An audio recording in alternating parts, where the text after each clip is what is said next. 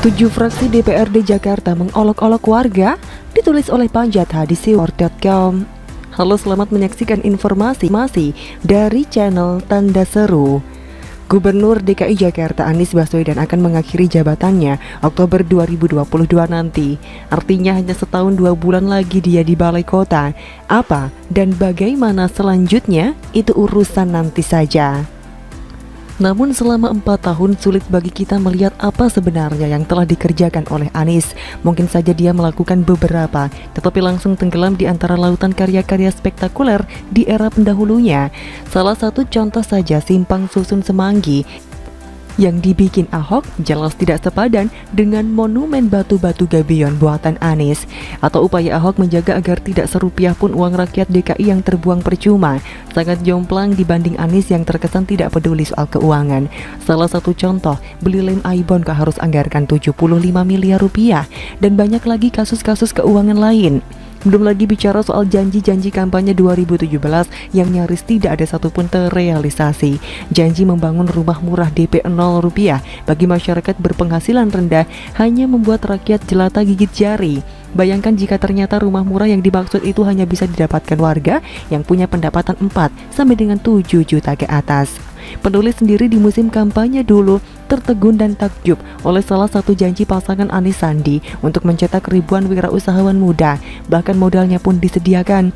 Namun janji ini menguap sebagaimana program OKOC yang sulit dicari eksistensinya sekarang. Tapi yang paling menyesakkan dada adalah soal acara balap mobil Formula E yang sedianya digelar pada tahun 2020 lalu, namun batal gara-gara pandemi. Sebenarnya bukan soal batal tidaknya acara yang memang tidak ada manfaatnya itu, namun uang rakyat yang sudah dihamburkan oleh Pemda DKI itu jumlahnya mencapai ratusan miliar rupiah.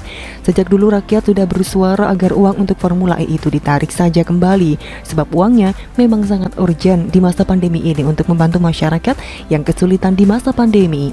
Soal ada isu bahwa uang yang sudah disetorkan tidak bisa ditarik, itu kan hanya soal bagaimana usaha dan negosiasi. Kalau memang punya niat baik untuk menolong masyarakat DKI Jakarta, mengapa tidak bisa? Lihat saja apa yang telah dilakukan oleh pemerintahan Jokowi saat ini, yang terus gigih memburu uang negara sebesar 100 triliun rupiah lebih dari para obligor atau debitur BLBI.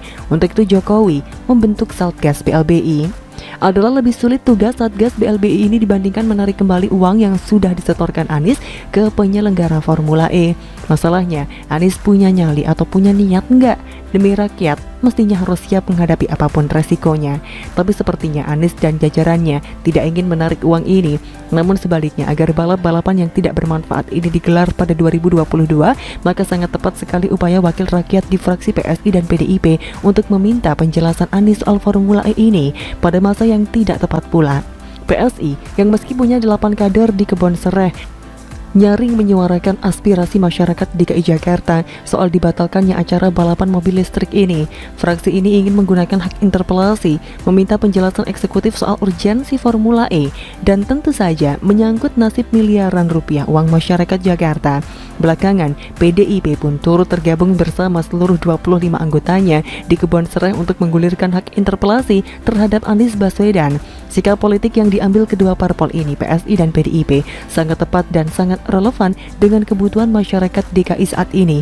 Kita tekankan lagi bahwa acara balapan mobil semacam Formula E tidak bermanfaat bagi masyarakat Jakarta pada saat ini.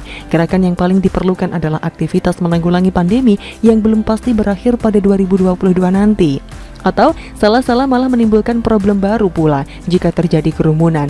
Maka demi kepentingan dan kebaikan masyarakat DKI Jakarta, sikap politik PSI dan PDIP sudah pada tempatnya. Hak interpelasi layak dan harus digunakan untuk mengingatkan eksekutif soal kebutuhan warga DKI Jakarta di masa yang genting ini. Jika merasa diri mewakili rakyat, ketujuh fraksi lainnya itu mestinya sepakat dengan fraksi PSI dan PDIP, lalu bersama-sama menggunakan hak interpelasi itu demi memperjuangkan warga DKI Jakarta.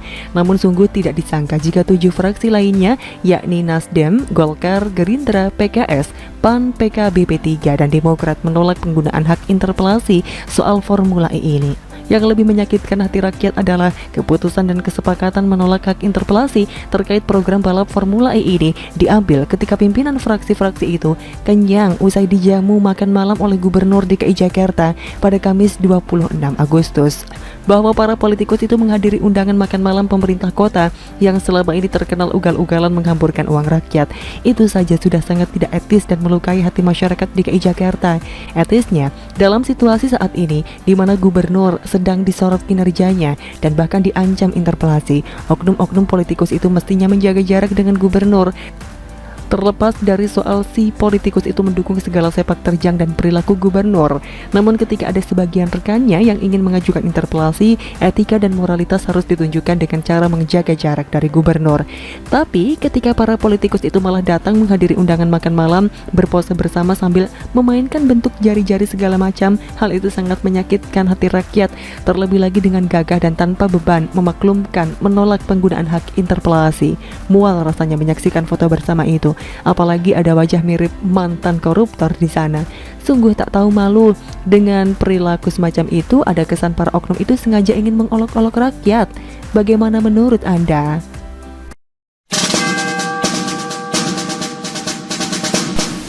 Video lomba makan kerupuk ungkap sifat asli Anies Ganjar RK. Ganjar juaranya, ditulis oleh Nina Nur di sewordword.com. Halo, selamat menyaksikan channel Tanda Seru. Ada sebuah fenomena baru yang dibawa oleh Jokowi seiring dengan terpilihnya Jokowi menjadi Presiden Republik Indonesia, bahwa masyarakat melihat bagaimana kinerjanya ketika memangku berbagai jabatan sebelum Jokowi nyapres, baik ketika jadi wali kota Solo maupun jadi gubernur DKI Jakarta. Kalau dari segi penampilan, sosok Jokowi memang kurang meyakinkan. Badannya kurus, tampangnya ya biasa saja, seperti orang kebanyakan, bukan turunan bangsawan ataupun raja, bukan pula turunan petinggi partai politik, orang biasa dengan kinerja luar biasa.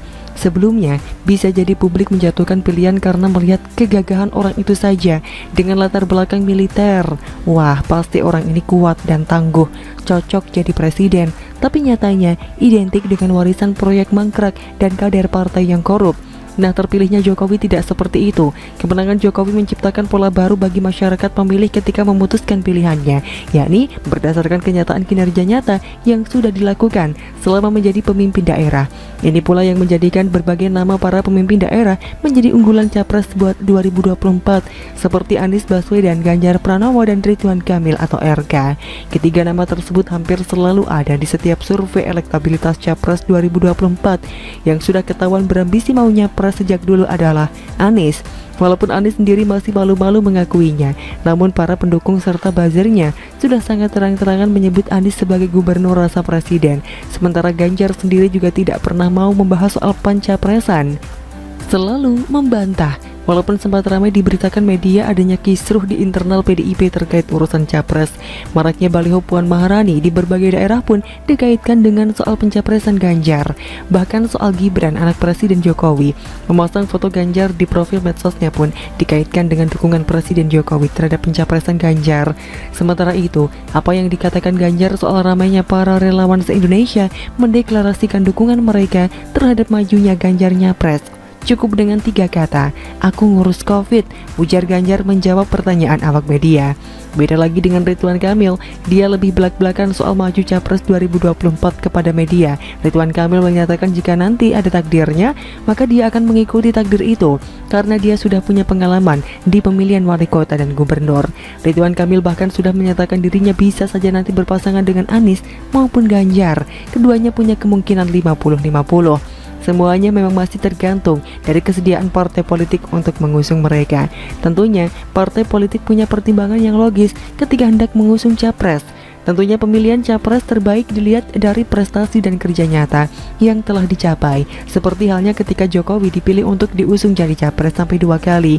Seorang pengamat politik, Panggi Caniago, mengungkap hal yang menarik, bahwa banyak calon-calon presiden yang tidak terlalu senang dengan hasil positif elektabilitas mereka diumumkan jauh sebelum pemilu digelar, seperti yang terjadi di berbagai survei elektabilitas sekarang ini.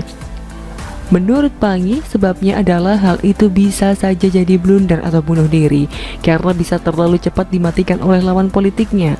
Benar juga sih, tapi bukannya malah jadi sebuah kontrol dari publik ya, menunjukkan bahwa jalan menuju ke 2024 itu tidaklah mudah, harus kerja keras dan berakhlak mulia seperti Presiden Jokowi. Oleh sebab itu saya termasuk yang mendukung adanya berbagai survei maupun kegiatan yang memperbandingkan beberapa capres unggulan buat 2024. Salah satu yang menarik perhatian saya dan para netizen adalah beredarnya kembali video yang mempertemukan Anies, Ganjar, dan Ridwan Kamil. Yang bikin video adalah Najwa Shihab, ditayangkan lewat kanal YouTube-nya. Video ini sebenarnya sudah berumur 1 tahun, namun jadi viral kembali karena diunggah lagi di platform TikTok oleh pendukung Ganjar dengan nama akun @ganjarpranowo_fc. Unggahan di TikTok mendapat respon yang sangat banyak dari para netizen. Sudah ditonton hingga hampir 1 juta orang. Video serupa juga beredar di Twitter dan mendapat banyak reaksi positif terutama dari para pendukung Ganjar. Dalam video itu, Anies, Ganjar, dan Ridwan Kamil berlomba makan kerupuk. Seperti layaknya lomba 17 Agustusan, yang menggagas adalah Najwa Shihab. Lomba ini dilakukan secara online, ketiganya bertanding dan divideokan dari rumah masing-masing. Sebagaimana lomba makan kerupuk, aturannya adalah menghabiskan kerupuk yang digantung dengan tali, di mana tangan tidak boleh digunakan. Acara lomba ini dipandu secara online oleh Najwa Shihab, Reza Candika, seorang presenter dan komedian, dan Vidi Aldiano, seorang penyanyi, sebagai komentator lomba. Lomba pun nampak sangat seru. Ganjar tampil dengan jaket bernuansa merah putih, juga disertai dengan pengibaran bendera merah putih oleh para pendukungnya dalam lomba itu. Mungkin karena itu Ganjar tampak sangat bersemangat menghabiskan kerupuk dan jadi juara pertama, sampai disebut buas oleh komentator. Sementara Ridwan Kamil disebut terlihat santuy dan akhirnya jadi orang kedua yang menghabiskan kerupuk. Sementara Anies menjadi yang ketiga atau yang terakhir. Beberapa media juga ikut memberitakan soal video ini walaupun merupakan video lama. Banyak pula netizen yang membagikannya di medsos. Sepertinya masih banyak netizen yang tidak tahu bahwa itu video sudah 1 tahun yang lalu. Tidak apa-apa sih, yang penting seru. Bahkan ada netizen yang menyebut bahwa hasil lomba tersebut merupakan pertanda bahwa Ganjar yang akan jadi pemenang di Pilpres 2024. Dari semua komentar netizen ada satu yang menarik, yakni sebuah analisa soal sifat asli Anies, Ganjar, dan Ridwan Kamil berdasarkan bagaimana mereka berlomba. Postingan ini dibuat oleh netizen di Instagram dari akun @newfighter_hackreborn. Netizen ini menyebut Anies bersifat culas dan licik karena posisi kerupuk diatur sejajar dengan mulutnya untuk memudahkan memakannya. Sedangkan Ganjar dan Ridwan Kamil sudah menempatkan kerupuk dalam posisi yang benar, yakni di atas kepala. Dinilai jujur dalam mengatur atribut lomba. Namun Ridwan Kamil dinilai lemot dan terlalu modis penampilannya, sehingga dianggap tidak cocok ikut lomba yang merakyat ini. Ganjar sendiri selain keluar sebagai juara, juga dinilai mencontohkan semangat cinta tanah air dengan memakai busana bercorak merah putih. Ganjar juga dinilai sebagai orang yang bekerja keras untuk mencapai tujuan. Postingan ini juga mendapat banyak komentar dari netizen lain. Di antaranya menyebutkan bahwa terlihat ada perbedaan antara yang biasa kerja di lapangan, yakni Ganjar, dan yang tidak. Bahkan dari lomba makan kerupuk, kita bisa melihat ada perbedaan di antara ketiga tokoh yang diunggulkan jadi capres ini. Walaupun kelihatannya hanya seru-seruan dan tidak serius, namun ini juga penting untuk dicatat. Sifat asli bisa terlihat, bisa terbaca oleh publik. Seyogyanya bisa jadi tambahan catatan jika nanti memang mereka jadi capres. Yang pasti, yang culas dan terlalu elit akan susah untuk mendekati rakyat. Begitu kan? Selalu dari kura-kura. Bagaimana, Meda?